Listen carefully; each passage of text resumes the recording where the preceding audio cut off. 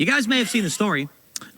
Trump was at a prayer service, and this super woke bishop did the whole woke thing of, "We're so nice. Won't you have mercy?" Well, it was brutal and annoying. As it turns out, the Episcopal bishop who attacked Trump received $53 million in taxpayer funds. Unreal. According to records, EMM received $53 million of funds from various government programs to resettle 3,600 individuals in 2023. So let's start over. Yeah, so, yeah, I mean, this is what happens, right? Like, you know, our taxes get used on whatever. And these people, they can just, you know, pay the, oh my God, apply for whatever, however, through NGOs and everything else. Now, okay, let's do this.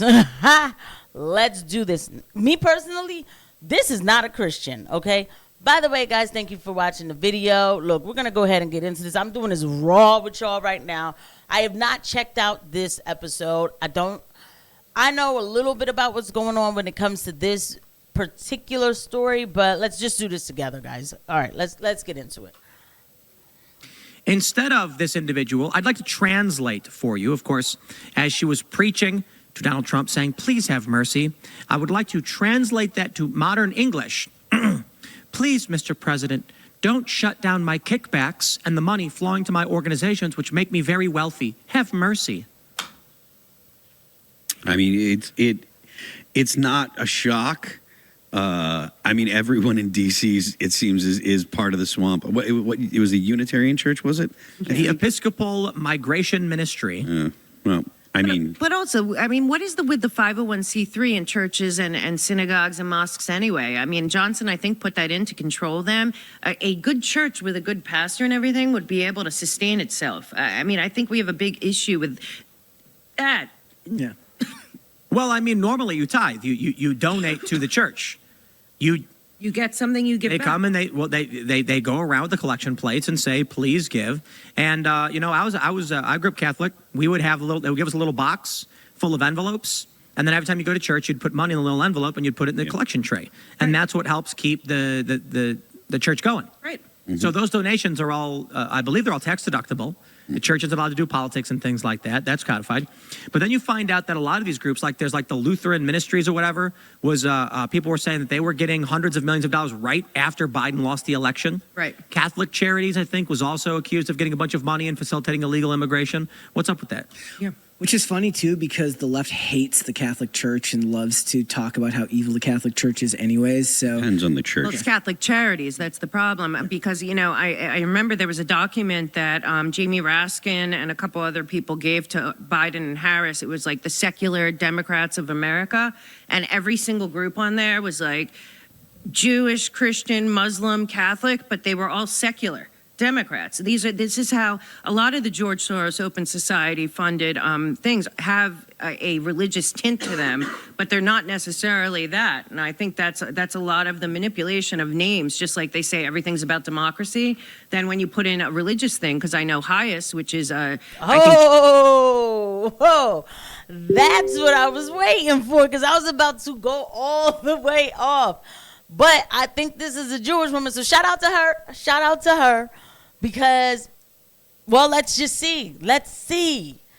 Can I please get refreshed? Can humanity start to show me just a tad bit of a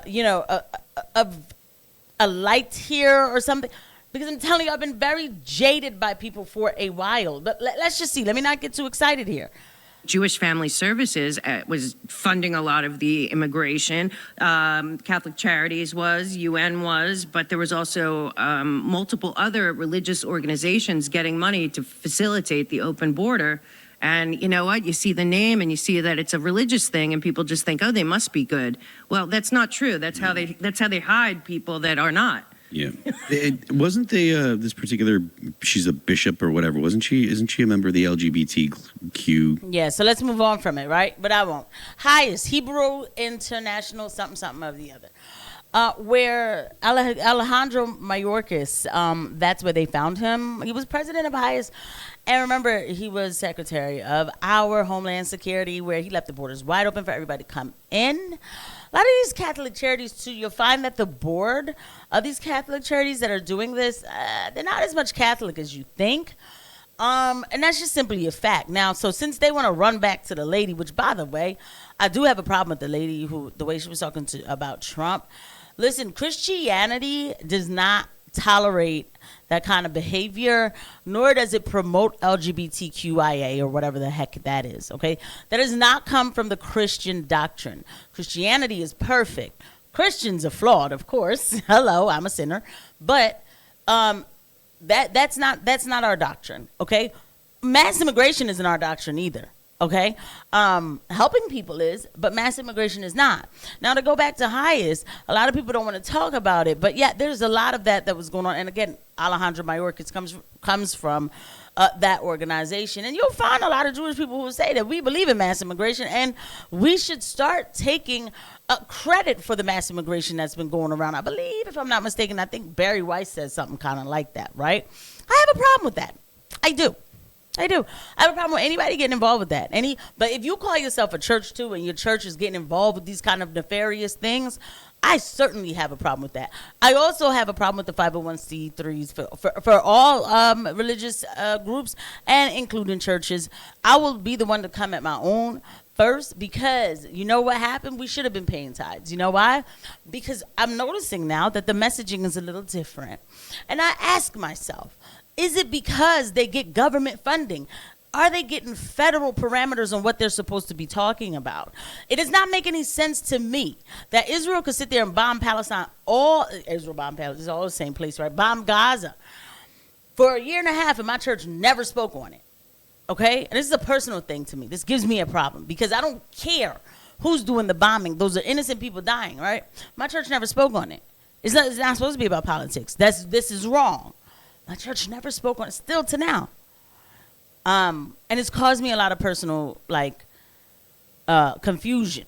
Not about Christianity ever, but it's opened my eyes that it doesn't matter who's who or what's what. People are people, and they will be flawed. I don't like that the government gives churches money, because I think that they're told they're not allowed to talk about certain things, straight up. So that'll be me keeping it real about my own, right? And, of course, on Tim Pool, they bring up Highest, and he's not going to stay stuck on it. You know how much you can say about Highest? Remember when Alejandro Mayorkas, when Josh Hawley showed half a spine and was like, you have our borders wide open. You have our borders wide open, and this is treason and this, that, and the third. And what did Mayorkas say to him? And I lost all respect for Hawley. What did Mayorkas say? He said, my mother was in the Holocaust. How can you speak to me like that? Right? And me, I'd have been like, I don't care. This is my borders, because I'd have said it to anybody else about anything else. If I was speaking to a black person and they say, how can you speak to me like that? My ancestors were in slavery. What that got to do with my borders today? Everybody can get it. Because what does that have to do with my borders today? But you know how it goes. I'll leave it locked right there. Hopefully I have a channel tomorrow. I'll see you guys at the next one. Bye.